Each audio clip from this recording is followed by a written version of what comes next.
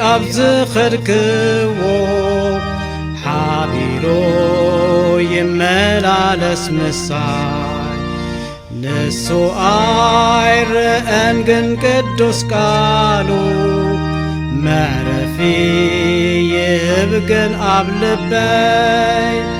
اتي فتاوي مويتو اللينيرو كم مقابر وتنسيئو قدوس رعرع قواسانا إيومو نمقواسيئو يعالي قدوس رعرع قواسانا إيومو نمقواسيئو يعالي كلو كزي زد ليني نجر رح وقواسا يتوعني لبي ون أزيو مز شبر سماياوي هداتي بني نجزيو كمز سورني عم مصحف نجيرني الله سلام نفسهن كعزني مليسوك يقلس كله سلام نفسهن كعزني مليسوك يقلس كله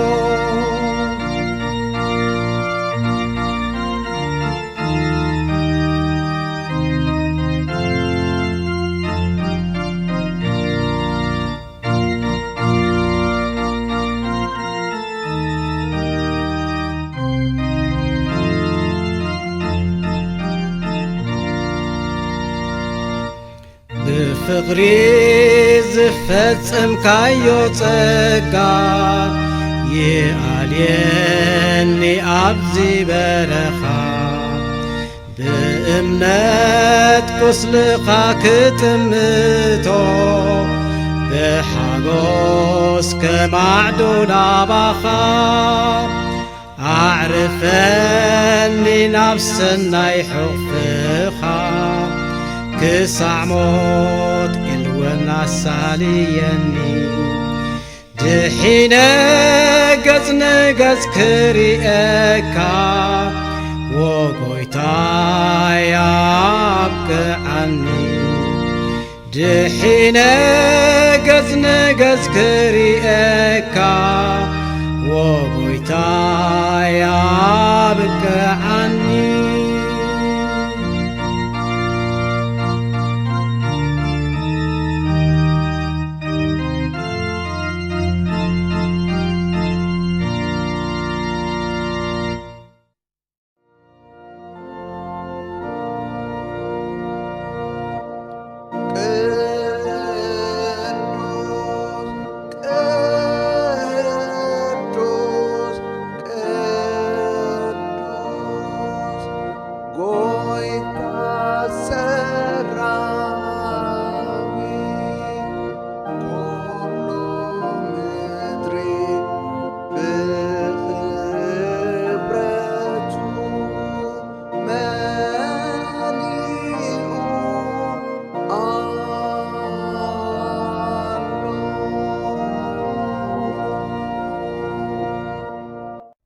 እግዚአብሔር ኣብ ቅዱስ መቅደሱ ኣሎ ዙፋኑ ከዓ ኣብ ሰማይ እዩ ነቶም ትሑትን ድቁስን መንፈስ ዘለዎም ድማ ቀረቦኦም እዩ ጓህእቶም ዝንስሑ ይሰምዕ ናብ ጸሎቶም ከዓ ጽን ይብል ስለዚ ኣሚንና ናብ ዙፋን ጸጉኡ ንቕረብ ኃጢአትና ዕዳናን ድማ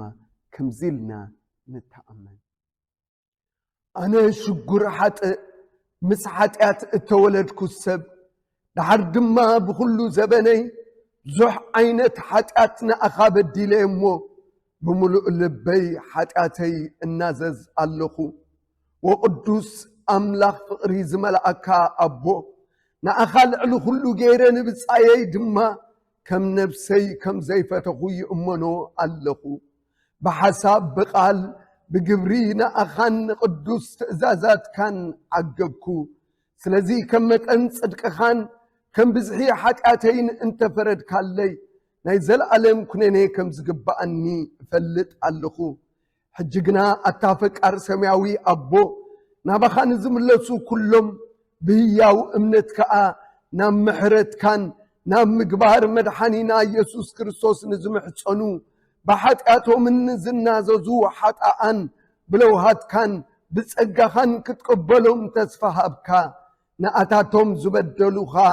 كلو يقرأت بللهم حاتاتهم دما كتو ايتصبصبلو من إخا أنا مقدور حاتاكا زي منتوي نمسكانا قدوسم كان كبرتوني لكا كدنقص اللين كتمحرنن كلو حاتاتي دما كتحاد قلي بتسفها أمينة المنكا اللخو اتخلو زخئلنا يزال ألم أملاخ بتزي مرمر عبي محرتو سلام قبار يسوس كريستوس إلو كل حاتاتنا يقريب لنا نبرتنا خنقنا تصقو إهبنا مسؤول ما نزال ألم هيوتي كافلنا آمين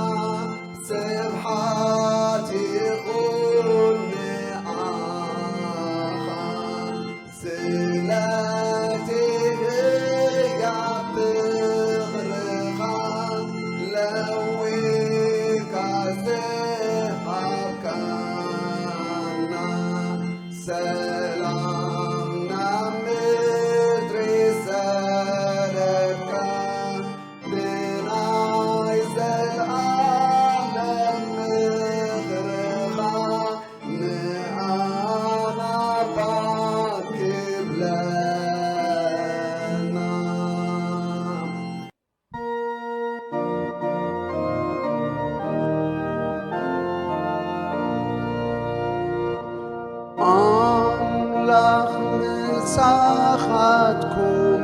يخوم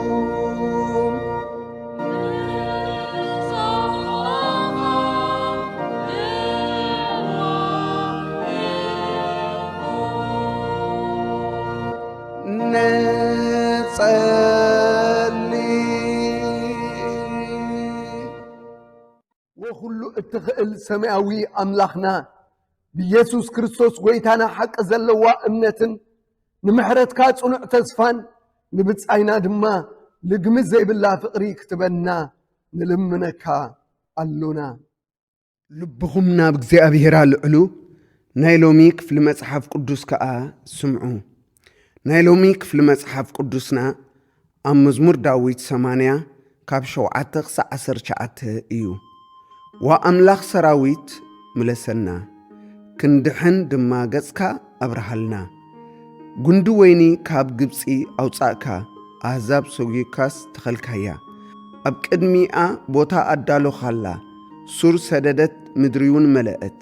ኣኽራን ብጽላላ ተኸድኑ ጨናፍራ ድማ ከም ጽሕድታት ኣምላኽ ነበሩ ጨናፍራ ክሳዕ ባሕሪ ውልዶታታ ክሳዕ እቲ ርባ ዘርግሐት ኩሎም ሓለፍቲ መገዲ ክቕንጥብዋስ ስለምንታይ ሓጹራ ዘፍረስካስ ናይ ዱር መፍለስ ይፈልሳ እንስሳ መሮርውን ይጐስይዋ ኣለዉ ዎ ኣምላኽ ሰራዊት ተመለስ ካብ ሰማይ አንቈልቂልካ ርአ እንሆ ኸዓ ነዛ ወይንን ነዛ የማነይትኻ ዝተኸለታ ኦምን ነቲ ንኣኻ ኢልካ ዘጽናዕካዮ ጨናፍርን ብጽሓዮም ብሓዊ ነዲዳ ተበትከት ብተግሳጽ ገጽካ ይጠፍኡ ኣለዉ ኢድካ ኣብ ልዕሊ እቲ ናይ የማነይትኻ ሰብኣይ ኣብ ልዕሊ እቲ ንኣኻ ኢልካ ዘጽናዕካዮ ወዲ ሰብ ትኹን ሽዑ ኻባኻ ኣይክንርሕቕን ኢና ሕይወት ሃበና ብስምካውን ክንምህለል ኢና ወእግዚአብሔር ኣምላኽ ሰራዊት ምለሰና ክንድሕን ድማ ገጽካ ኣብርሃልና እዚ ቃል እግዚኣብሔር እዩ ኣቢርና እምነትና ከምዚልና ንተኣመን ንሕና ኩሉ ብዝኽእል እግዚኣብሔር ኣቦ ፈጣር ሰማይን ምድርን ንኣምን ኣሎና ንሕና ብሓደ ወዱ ጐይታና ኢየሱስ ክርስቶስ ብመንፈስ ቅዱስ ተጠንሰ ካብ ማርያም ድንግል እተወልደ ብዘበን ጴንጦስ ጲላጦስ ሓሳረ መከራ ጸገበ እተሰቕለ ዝሞተ እተቐብረ ናብ ሽኦል ዝወረደ ብሳልሰይቲ መዓልቲ ካብ ሙታት ዝተንስአ ናብ ሰማይ ዝዓረገ ኣብ የማን ኩሉ ዝኽእል እግዚኣብሔር ኣቦ ድማ ኮፍ ዝበለ ካብኡ ኸዓ ንሕያዋንን ንሙታትን ክፈርድ ከም ዝምለስ ንኣምን ኣሎና ንሕና ብመንፈስ ቅዱስ ብሓንቲ ቅድስቲ ሐዋርያት ቤተ ክርስቲያን ብሕብረት ቅዱሳን ብሕድገት ኃጢአት ብትንሣኤ ሙታት ብሕይወት ዘለዓለም ንኣምን ኣሎና አሜን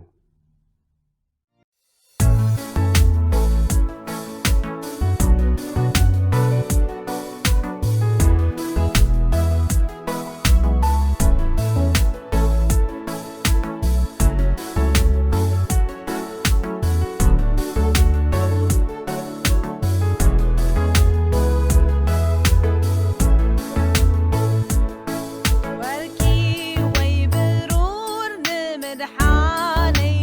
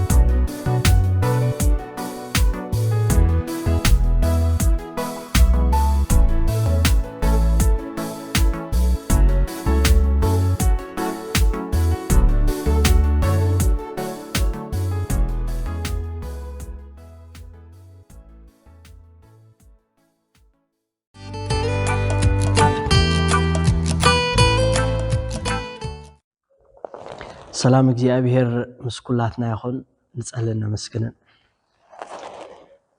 ዘላለማዊ ኩሉ ዝካለካ ቅዱስ እግዚአብሔር አቦና አብልዕሉ ኩሉ ድማ መልክን ስልጣንን ዘለካ እግዚአብሔር በጎይታና መድኃኒና ኢየሱስ ክርስቶስ ክብርን ምስጋናን ንዓኻ ይሁን እግዚአብሔር አቦ መሰል ወልድነት ይብካና ነው ድማ እግዚአብሔር ውሉድካ ኮይና ኣብ ቅድሜኻ ንጽልሉናሞ ነቲ ቅዱስ ቃልካ ግለጸልና ዝገበር ካልና ምሕረትን ፍቅርን ንኩሉ ኃጢአትና ድማ እግዚአብሔር አቦ ኣብ ቅድሜኻ ኩሉ ጾርና ነቅርበለናሞ ጎይታና ኢየሱስ ክርስቶስ ይቅረብለልና ነቲ ሕጂ ነንብቦ ቅዱስ ቃልካ በመንፈስካ ብርሃልና እግዚአብሔር አምላኽና ኣብቲ መንፈስ አምላኽ ዘለዎ ሓርነት ኣለኹም ተጻሕፈ ነው በሓርነት ክንሰምዓካ መንፈስካ ማእከልና ኮይኑ እቲ ኻወለላ ዝምቅር كم معار تجلس زلوا قال كاغزيابير ازيو كتعمنا كصبقنا نسي هيوتنا بملتا كلوطو كبارخو እግዚአብሔር عين ልቦና ክትከፍተልና ተስፋ ጽዋዕና ጽብቅና ሐነስተውዕል بشم ኢየሱስ ክርስቶስ حجزنا አሜን ናይሎም ማዓልቲ መልእኽትና ካብ ወንጌል ሉቃስ ምዕራፍ 21 ከፍሪ 5 ክሳብ 18 ክንሪኦ ኢና أو دما قال እግዚአብሔር ከምዚ ይብል حيالو بزعبا بيت مقدس بصبوق أمانن زودقو سلماتن تسليمو خمزلو كزاربو خلو نسو ازي تريو زلخم زي فرس امني قبل امني زي ترفلن معلتات كمصاين بلا نساتهم كا وممهر ازي معاسي يزخون اغازي زخونلو تأمرتو انتعيو يلوم حتتو نسوكا أنا يأتي زمن كقريب يونا بولو بزحات بسميك مصيوم همو ددحر يوم عيد صعبو كيت سحتو تتنقعو بزعبازو وقن علواتن انت سمعكم عيد سنبدو ازي قدم كون بقد يمو موداتو قنا بوبو اي كونن يبلا شعوب لهم حزبين اب حزبي منقستونا منقستي كل عليو أبوبتو دمات اميتن فيران عبي منقدقات مدرن كونيو كاب سمايون مفرهن عبي تأمرتن كوني قدم كل خاك حزقمن كسقخمن يوم سلس ميكان نابيت صلوتن نابيت ماسرتن كوسدخم نام نقستاتن شمامنتن كبصحكم يوم إذن نمسكر كخونكم يوم أنا نقولهم مكارا خرطخمن مقوامون مموقاتن زي كالهم أفن طببن كهبكم يومو سلازي كما كم تملسو قدم كيت حاليو قبلبهم أنبروا ولدن أحواتن أزمادن أعرخن أحلفهم كهبهم كابخاتكم حيالوك قتليهم سلاسة ميكا كلو كسألعكم يو جناخة كابرسكم حنت تقرقوا أكتفنيا لنفسكم بتعقستكم كذا روايكم يبل قالك زي أبي حر بارغويتانا يسوس كريستوس بزعباتي أموداتا كون زلوا ويدما كون زقبو نقرات كقلت الله مسدلي كمو نام ماتيوس كمو نام أب ماريكوس زي عينة ملغت زي تزعيف لنا له حجي قويتا يسوس كريستوس كابزي بيت مقدس ناوت أخلو توم دك مزامورتي وطب مسبولو نتهنت آريوم بزعبات تهنت آز تسرحلو እሞድማ ብخبور ኣእማን ጽባቂ እዮም ዘድንቁ ደለው ዞም ሰባት እዚኣቶም እዚ ኻ መሲጥዎም ንጎይታ እዚ መቅደስ ሞርአዮ እዚ ተሃናንጽ ሞርአ እዘና ኣማን ሞርአየን ኢሎምሲ ብምድናቅ ንጎይታና ኢየሱስ ክርስቶስ እዮም ዝገልጽሉ ዘለው ኢየሱስ ግና ጽባቂኡ ዘይኮነስ መወዳእቱ እዩ ተራይዎ ናይቲ መናድቕ ናይቲ ቤት መቅደስ ጽባቀ ዘይኮነስ እቲ መወዳእታ ክኸውን ዘለዎ ተራይዎ ንሱ ድማ ብዛዕባ ውድቀቱን ብዛዕባ መፍራሱን እዩ ዝገልጸሎም ዘሎ ንሕና ናይ ሓደ ጫፍ ኢና ንፈልጥ ናይ ሓደ ጫፍ ነገር ናይቲ መጀመርያ ነገር ንፈልጥ ኢና መወዳእታ ግና እንታይ ከም ዝኸውን ኣይንፈልጦን ኢና ኢየሱስ ግና ነዚ ክልቲኡ ነገራት ይፈልጥ መጀመርያን መወዳእታን ናይ ነገራት አጸቢቑ ዝፈልጥ ጎይታን መድሓንን እዩ كما أبنان تدارينا ننقص هسكياس أب نجست كم نرهبه وإذا ما بتنبيت إسياسون دقيمون الصحف زي كقلت أنكلهم جزياب هيرسي كوزدوس لزدليه أنا بابري لو نبيتك أنا بابر تزمك المغل نمن قصتها تختك أزخلي يتكا نزل لك زبلو خلو أنا بابيرك أنا كوزدك هاي بولو يبلنا قالك جزياب هير مودعتو يحجز قلت ألزلو كنديت تعم زقال زيا كوز دكا مو النبابر كبلنا خلو እግዚአብሔር ንጉስ ሕዝቅያስ ሕጂ እትዝሕዝን ገጹ ናመንደቕ መሊሱ በኸየ ይብለና አንታ እግዚአብሔር ንምንታይ ትወስደኒ ክጸንሕ ግዳ መዓልታት ጊዜታት ሃበኒ ኢሉ ሕጂ በኸየ ዝብለና ዘሎ ሽዑ እግዚአብሔር ነቢ ኢሳያስ ሊኹ በል 15 መዓልቲ 15 ዓመታት ወሲኸካ ኣለኹ በሎ ይብለና እቲ ዝሕዝን እዘን 15 ዓመታት ምስ እግዚአብሔር ተባይሱ ይወዲእወን ካብታ ካልአይቲ ተቀዳመይቲ ማሐሸቶ ምክንያቱ እግዚአብሔር አናባብር እሞ ክወስደካ ክብሎን ከሎ እግዚአብሔር ብሞት አቢሉ ኣብቲ ናይ መወዳእታ ፍርዲ ከም ዘብጽሖ ይዝገልጸልና ዘሎ እዚ ሰብኣይ ዝግና ምስ ዲዎ ዓመታቱ ስለዚህ እቲ መጀመርያ ሰብ ናይ መጀመርያ ነገር ይፈልጥ እግዚአብሔር ግና እቲ ናይ መወዳእታ መፈጸምታ ግና ይፈልጥ ሕጂ መወዳእቱ እንታይ ከም ዝኸውን እዚ ንጉስ እዚ አይፈልጥን እዩ ዝነበረ መወዳእቱ ግና እግዚአብሔር ይዝፈልጥ ዝነበረ ስለዚህ አናባብር ክወስደካ እንክብሎ ከሎ ሕራይ ኢሉ ብሓጎስ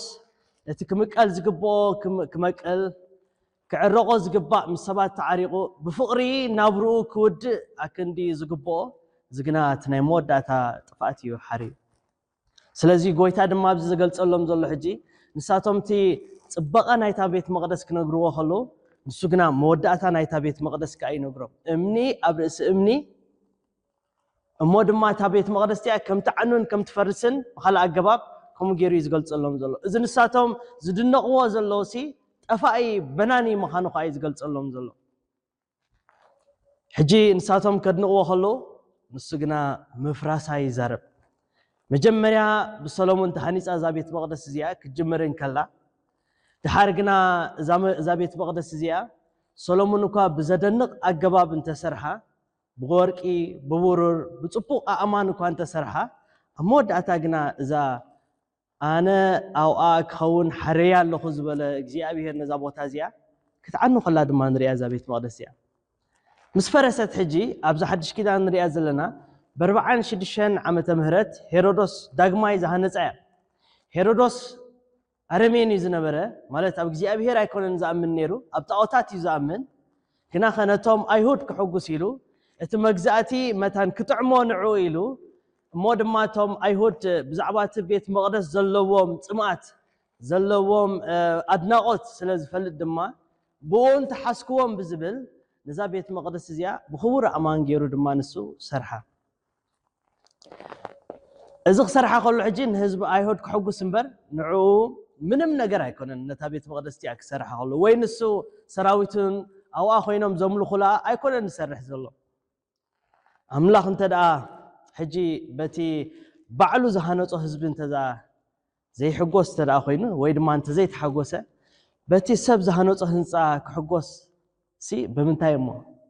ክሕጎስ ሲ ዘይከኣል ነገር እዩ በቲ ህዝቢ እስራኤል ዝነበሩ ኣነባብራን ህይወትን በቲ ንእግዚአብሔር ዝጸምሉ ህይወት ዘይኮነሲ በቲ ቀዲሙ ኣብ ምዕራፍ 20 ዝነግረና ዘሎ ከምቶም ፈሪሳውያን ወለል ዝብል ክዳውንቲ ተኸዲኖም በትናይ ትሽዑ እዋን ሃይማኖተኛታት በትናይ ሽዑ እዋን ናይ እምነት ሰባት ተባሂሎም እኳ ተጸውዑ ኣመወዳእታ ግና ፍርዲ ከም ዘሎ ክገልጸሎም ከሎ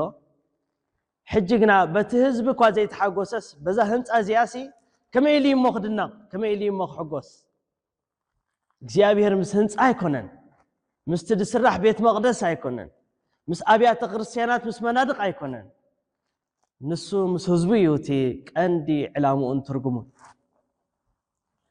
ሕጂ ነዚ ነገራት እዚ ጎይታ ምስ ገለጸሎም እምኒ ኣብ ርእሲ እምኒ ኣይከሓድጉላንዮም ወይ ድማ እዛ ቤት መቅደስ እያ ክትዓንያ ምስ በሎም ክልተ ሕቶ ሓቲቶም ዞም ሰባት እዚኣቶም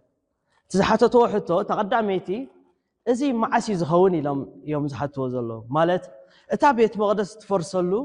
ኢየሩሳሌም ከዓ ተዓንወሉ ዝብልሲ ከመይ ኢሎም እዮም እቲ ግዜ ዝሓትት ዘለዉ እዚ ኣብ ታሪክ ምልስ ኢልና ምስ ንሪ ብ70 ዓመተ ምህረት ብጀነራል ቲቶስ እዛ ከተማ እዚኣ ምልእቲ ከም ዝዓነወት ታሪክ ይምስከር ምክንያቱ ጎይታ ክስቀል እንከሎ እቶም ሰባት እንታይ በሉ ይብለና ቃል እግዚአብሔር ደም ናይዚ ሰብኣይ እዚ ኣብ ርእስናን ኣብ ደቅናን ይኹን ኢሎም ከምቲ ጎይታ ትንቢት ዝነገሮ ድማ ኢየሩሳሌም ኢየሩሳሌም ኢሉ ዘልቀሰላን ኢየሩሳሌም ከኣት ከሎ ቅድሚ ናብ መስቀል ምዕራጉ ነዛ ከተማ እዚኣ ሓዚኑላን በኺላን ከምቲ ደርሆ ንጨውጨውታ ትእክቦም እሞ ክሳዕ መዓስ በኽናፈይ ከምቲ ታ ደርሆ እቲኣ ንደቃ ተሓቕፎም ክሳዕ መዓስ እሞ ዘይሓቆፍክኺ ግናኸ ዘበን ምሕረት ክስኣን ምፍላጥ ኪሉ ኣልቂሱላ ነዛ ከተማ እዚኣ ትንቢት መታን ክፍፀም ግና እዚ ጀነራል ቲቶስ መፅዩ ብ70 ዓመተ ምህረት ንኢየሩሳሌም ምልእቲ የዕንይዋ ነታ ቤት መቅደስ ዓንይዋ ስለዚኦም ድማ ክሳብ ሕጂ እቶም ተመራመርቲ ኣርኪኦሎጂስት ዝበሃሉ ኣብ ኢየሩሳሌም እምኒ ኣብ ርእሲ እምኒ እናፈንቀሉ ታሪክ ክረኽቡ ዛንታ ናይ እስራኤላውያን ክረኽቡ ዛንታ ናይ ተቐዳማይ ክረኽቡ ነተን ኣማን እናፈንቀሉ ዝተፈላለዩ ነገራት ዝረኽቡ ዘለዉ ስለዛ ከተማ እዚኣ ብዘበና ዓንያ ነዛ ምጽኣት ሕጂ ነዛ ጎይታ ዝብላ ዘሎ ወይ ነዛ ግዜ እዚኣ መዓስ ኢሎም እዮም ዝሓትዎ ዘለዉ እዞም ደቂ መዛሙርቲ ተኻለይቲ ሕቶ ዝሓተትዎ ድማ ብዛዕባ ምጽኣት ጎይታ መዓስ እዩ ዝብል ናይ መወዳእታ ዓለም ዝኸውንሲ ምክንያቱ ትገልጸሎም ከሎ መወዳእታ ዓለም እንታይ ከም ዝኸውን ካብ ፍቕዲ 10 ክገልጸሎም ከሎ እቲ መንግስቲ ክልዓል መንግስቲ ኣብ ልዕሊ መንግስቲ ጥሜት ፌራ በብወገኑ ክኸውን ምስ በሎም እዚ ከመዓስ እዩ ዝኸውን ዝብል እዩ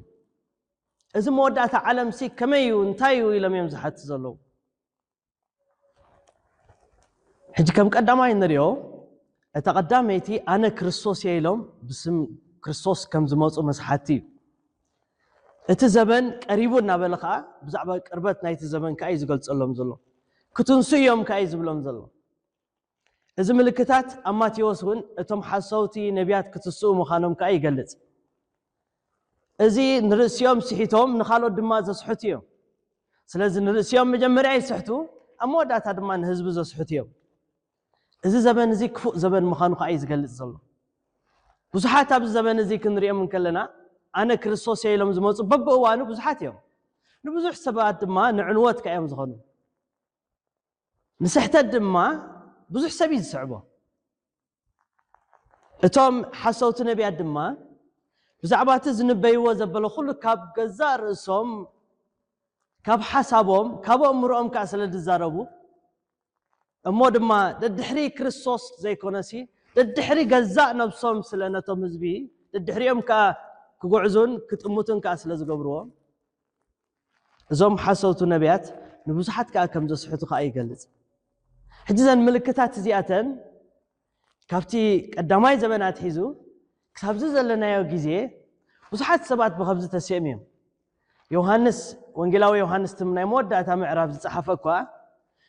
ብዙሓት ኣፅራር ክርስቶስ ከም ዝትንስኡ ሓደ ጥራይ ዘይኮነስ ብዙሓት ከም ምዃኖም ከዓ ይገልጽ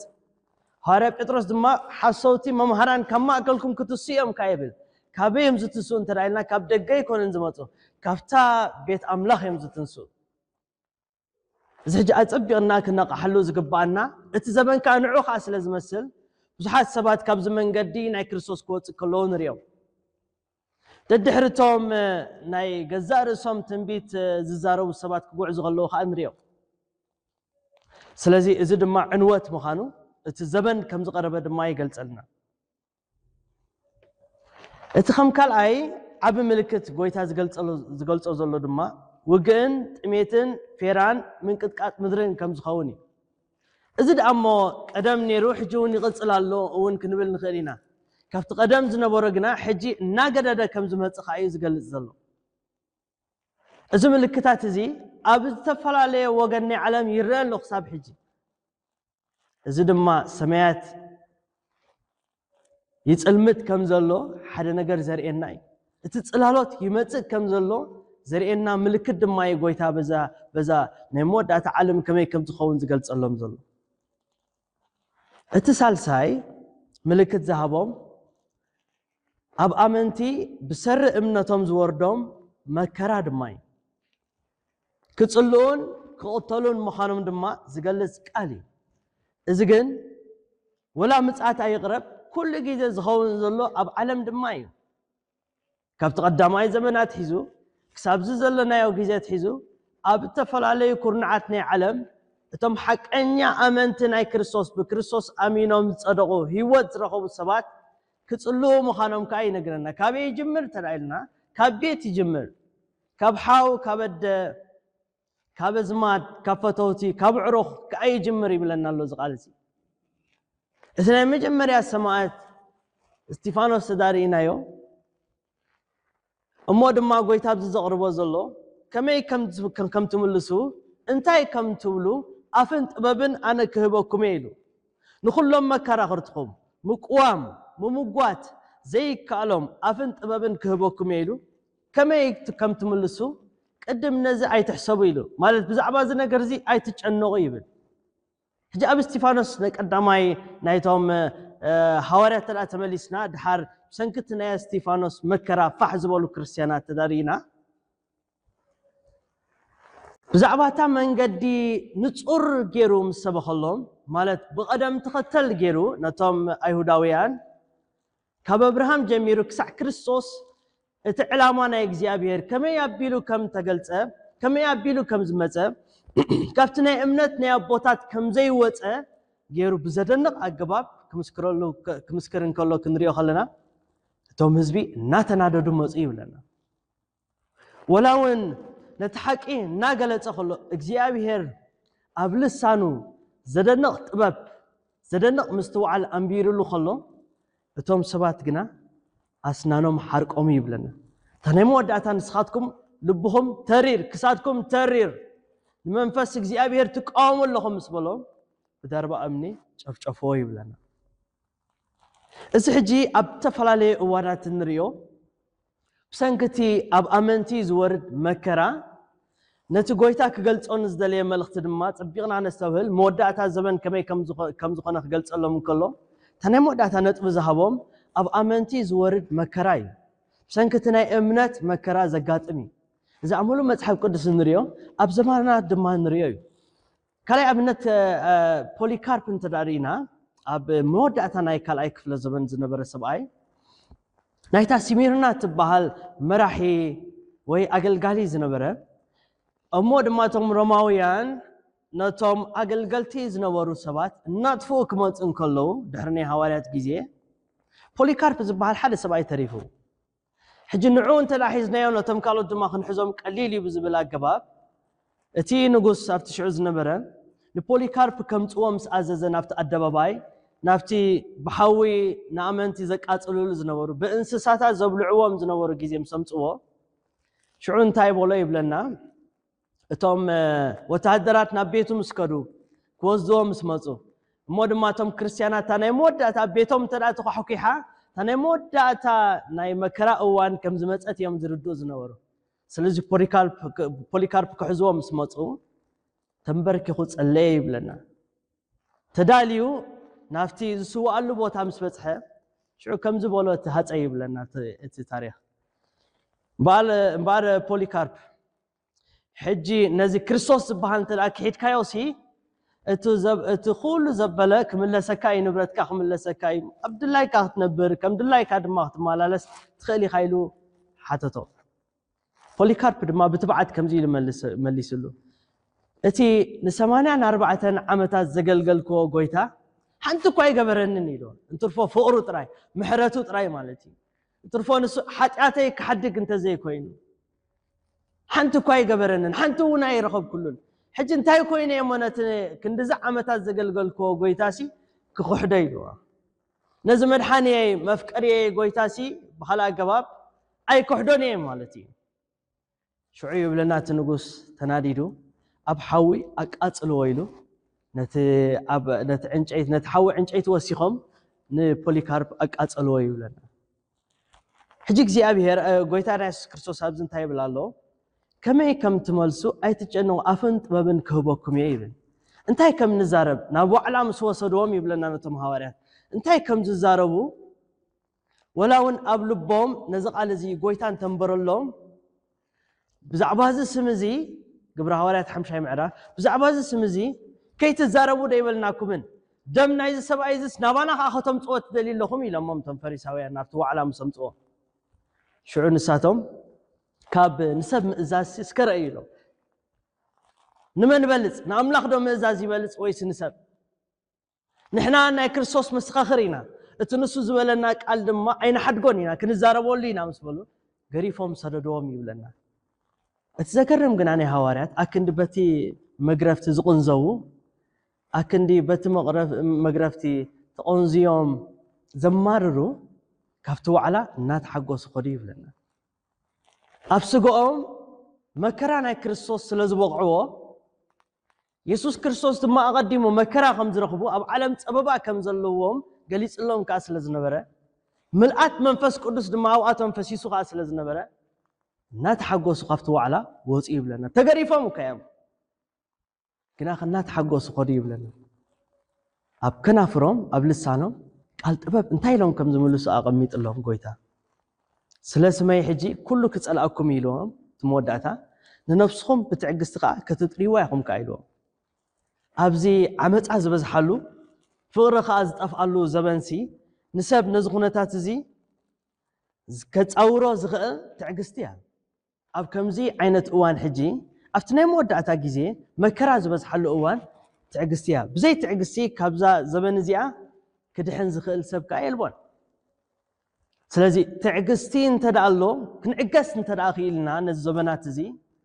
ተዓጊስና ድማ ነቲ እግዚኣብሔር ዝበሎ ቃሉ ዝነገረና ነገር ብምስትውዓል እንተደኣ ፈሊጥናዮ ምንም ነገር ካብ እምነት ነቕዘብል እውን የለን ትደፍአ እኳ እንተደፍአ እታ ቤት ግና ኣብቲ ከውሒ ስለተሰረተት ንፋስ እንተመፀ ውሕጅ እንተመፀ ኣብ ከውሒ እንተደኣ ተሰሪታላ ምንም ነገር ድማ ዘንቀሳቐሳ ከዓ የብሉን ንማሕበር ፊላደልፊያ ንቃል ትዕግስተይ ስለ ዝሓለኻዮ ይብል ካብቲ ዓባይ ትመፅእ ፈተና ድማ ከድሕነካ ከውፃካ ከዓ ኢሉ ይዛረብ ተመጀመርያ ግን ንቃል ትዕግስተይ ከዓ ኢልዎ ንቃል እግዚኣብሔር ሓልዮም ብትዕግስቲ ከዓ ነቲ እዋን ተፀሚሞም ኣብ መወዳእታ ድማ ኣኽሊል ኣብ ሰማይ ድማ ከም ተነብረሎም ከዓ ይገልፅ ስለዚ ቀልጢፈ ይመፀካ ኣለኹ ኣኽሊልካ ከዓ ከይዝርፈካ ከዓ ኢሉ ይገልፅ ሓደ እኳ ከይዝርፈካ ተጠንቂቕካ ሓዞ ይብል ሰይጣንን ሰዓብቱን ኣጋንንትን ግና ነቲ ክርስቲያን ብመከራ ኣቢሎም ብስደት ኣቢሎም ካብታ ህይወት ናይ ክርስቶስ ከርሕቑ ብዙሕ እኳ እንተፃዓሩ እቲ ኣብ ትዕግስትና ትዕግስቲ እናወሰኸ ዝንብር ጎይታ ግና እታ ንዓለም እንስዕረላ ስዕረት እምነት እያ ከዓ ስለ ዝበለ ብእምነት ኣብ ቅድሚ እግዚኣብሔር ንቆም እሞ ወላ እውን ፍቕሪ እንተዝሓለ ወላ ሓዊ ተኸሰሰ ሓፍቲ ተኸሰሰት ፈታውን ተኸሰሰ እዛ ትዕግስቲ ግና ካብ ኩሉ ነገር ተውፃና እያ እሞ ንነፍስኹም ብትዕግስቲ ከተጥርይዋ ኢኹም ይብል ቃል እግዚኣብሔር ስለዚ ፍቕሪ ክዝሕል ይኽእል እዩ ኣብዚ ዓመፃ ዝበዝሓሉ ዘመን ክፉእ ነገር ብዙሕ ክንርኢ ኢና እግዚኣብሔር ግና እሙን እዩ ኣብ ቃሉ እሞ ብእምነት ፀኒዕና ክንነብር ይግባአና ስለዚ ጎይታ ካብዛ ቤተ መቕደስ እዚኣ ምስ ወፀ ብዛዕባ እዚ ህንፃ ንሳቶም እኳ እንተተዛረቡ ኢየሱስ ግና ብዛዕባ እቲ መወዳእታ ነገር እንታይ ከም ዝኸውን ከዓ ይዛረቦም ዘሎ ስለዚ ምልክታቱ ርኢና ብዛዕባ እቲ ዘመን ኣፀቢቕና ክንጥንቀቐሉ ካብ ዝስሕቱን ዘስሕቱን ድማ እናተጠንቀቕና ክንከይድ ብቓል እግዚኣብሔር ተማዓድና ኣብ ቃሉ ጥራይ እናተሰረትና መታን ክንከይድ ግና እግዚኣብሔር ፀጉኡን በረኸቱን የብዝሓልና سمعنا يا قلب لبنا حضرنا آمين.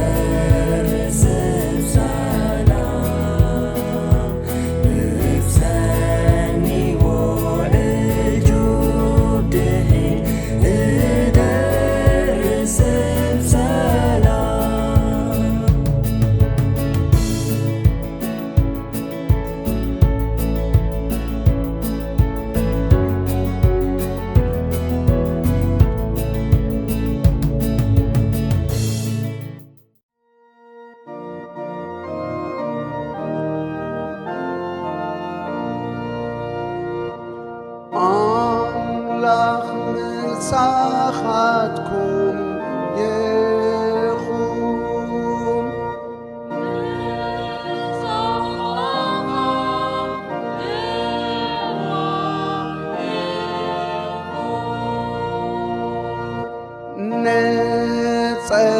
ንጸልይ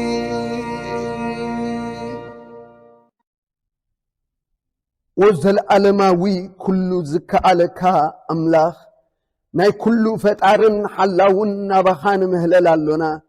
ስለ ኢየሱስ ክርስቶስ ኢልካ መሓረና ኃጢአትና ይትዘክር ብመንፈስ ቅዱስካ ቀድሰና ንገሰናን ከም ቃልካ ብቅዱስ አካይዳ ክንመላለስ ብጸጋኻ ርድአና ንቤት ክርስቲያንካ በቃልካን ብቅዱስ ምስጥራትካን አክባ አጽናዓያ ሐልዋ ነቶም ብጸልማትን ሞትን ዑረትን ተአሲሮም ዘለው ኩሎም አሕዛብ መሐሮም ብርሃንን ህይወትን ክረኽቡ ኻኣት ዘድሕን ጸጋኻ ብወንጌል ሐቦም ንቅዱስ ስምካን ክብሮትን ኢልካ ንሕና ኩላትና ድማ ብድሓን ክንነብር ባይቶ መንግስት ባርኽ ንብረት ሰላምን ድሓንን አውርደልና ጥዑይን ዝጠቅምን አየር አንፍሰልና ፀሐይን ማይን በብእዋኑ ሃበና ኩሉ ግብርና ቁንዕን ጽቡቕን ክኸውን ምኽሪ ክርስትና ሓብረና ዘርኢ ምድርና አብቁለልናን አፍርየልናን ግቡእ ግብሪ ጥበብን ጽቡቕ መነባብሮን ባርኸልና ነዛ ንዕዮ ማሕበርካ ኸቕንዑ ተኣኪቦም ዘለው ባርኮም እቲ ምእካቦም ከዓ ንኽብርኻን ንምዝርጋሕ መንግሥትኻን ክጠቅም አስምረሎም ነዞም ሕጂ ተኣኪቦም ዘለው መኻሮ ቤት መንግስቲ ባርኮም ሓሳቦም ንኽብሪ ስምካን ንምስልጣን ሃገርናን ክኸውን ብፍርሃትካን ብጽቡቕ ስምምዕን አስልጠሎም ወእግዚአብሔር ነዛ ቅድስቲ ንብረት ቃል ኪዳን ባርኽ ናና እኳ ነዞም ሕጂ ብቃል ኪዳን ክተኣታተው ዝደልዩ ዘለው ባርኮም ኪዳን ጥምቀቶም ንዝሕድሱን ንዝቆርቡን ብምሕረትካ ረአዮም ፍልጠት ክርስትናን ተጉላባ ዘይብላ እምነትን ዓድሎም ናይ ሓቂ ተማሃሮኻ ኮይኖም ወርትግ በቲ ሓቂ ዝመልኦ መንገድኻ ክመላለሱ ከዓ ምርሓዮም ንኹሎም ሕሙማትን ድኻታትን ዓቕሎም ንዝጸበቦም ናብ ሞት ንዝቐረቡን አርወሎም ንዘኽታማትን ንመበለታትን ብለውሃትካ መሃዘሎም ዘይሞትና ምስ በጽሐ ርድአና ድሕሪ ሓላፊት ህይወትና ብጎይታ ኢየሱስ ክርስቶስ ናይ ዘለዓለም ብጽና አማቕለና ኣብ ሰማያት እትነብር ኣቦና ስምካ ይቀደስ መንግሥትኻ ትምጻእ ፈቃድካ ከምቲ ኣብ ሰማይ ከምኡ ድማ ኣብ ምድሪ ይኹን ናይ ዕለት እንጀራና ሎሚ ሃበና ንሕና ንዝበደሉና ከም ዝሓደግናሎም በደልና ኣሕደገልና ካብ ክፉእ ኣድሕነና እምበር ኣብ ፈተና ኣይተእትወና መንግስትን ሓይልን ክብርን ንዘለዓለም ናትካ እሞ አሜን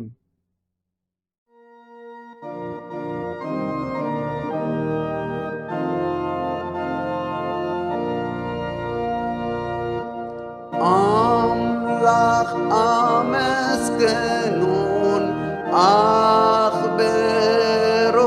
አኽብሩን ክብርን ምስጋናን ይሁን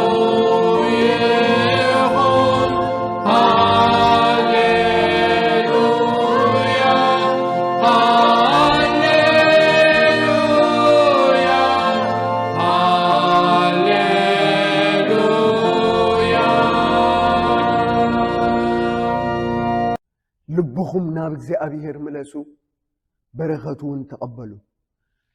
እግዚአብሔር ይባርኽኩም ይሐልኹም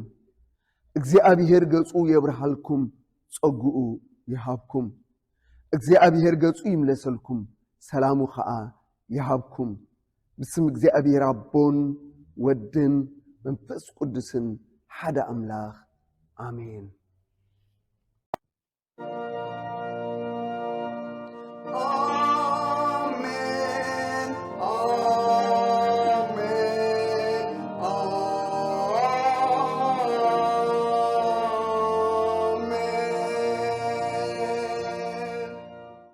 ድምፂ ፈታውየ ይነኻ ሰማኩ እኸብር እምበር እንታይ ከሰአንኩ